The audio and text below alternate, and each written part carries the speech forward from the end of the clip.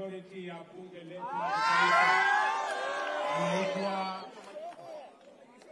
Kimani Ichung'wah.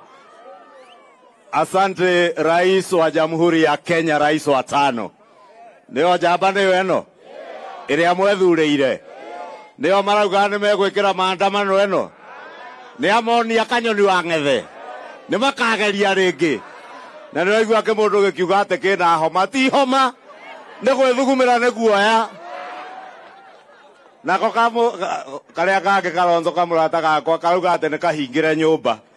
Na kindu kironeka gwa kionja no tunugu turaruga miti-ini. Riu kiria kigiritie ume nyumba ate ni tunugu.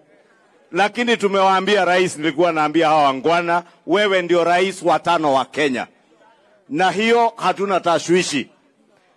Lakini wale walipanga ati watakufanyia maandamano ya siku 3, wamejua Wakenya hawana haja na maandamano. Wakenya wako na haja na maendeleo.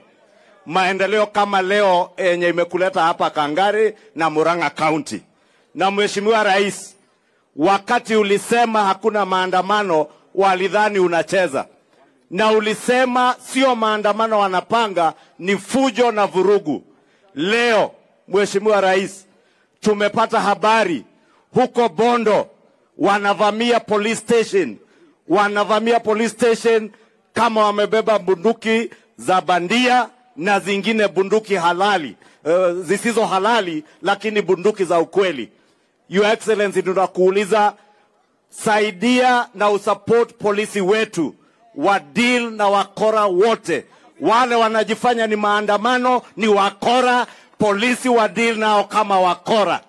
Huwezi enda maandamano uende kuvamia police station kama wewe sio mipango uko nayo ya kupindua serikali. Na ndio nilisema bila kuogopa, Mheshimiwa Rais. Tulimheshimu rais aliyestaafu Uhuru Kenyatta. Miaka 10 tukampea heshima na hadhi ya ofisi ya rais. Miaka 10 baada ya kustaafu hawezi kupea Wakenya amani. Sababu hii mipango ya fujo, ya vurugu, ya kujaribu mapinduzi ya serikali ya wananchi wa Kenya ilikuwa ni mipango ya Uhuru Kenyatta na huyo puppet yake wa handshake. Na nakushukuru rais, sababu umewaambia mchana hata waje usiku, mambo ya handshake hakuna. Kanado wakakaremo kwa da handshake. Nemoko meada. Ata rau tuandario gwe ata tugeithia kimundu kugia thayo. Thayo ni gwethwo ni raia Kenya aria mathuria thirikari ino. Niguo kana tiguo? Mheshimiwa Rais, usilegeze kamba na ushikilie na usupport polisi wetu. Wale wanaokomesha polisi wetu eti wameumiza watu, mbona hata watu wetu, ndugu zetu wa media, wanaangazia mambo ambayo inafanywa kwa raia ambao pia wanaharibu amani na kupora mali ya watu, lakini hawaangazii polisi kama hawa wanavamiwa kwa police station.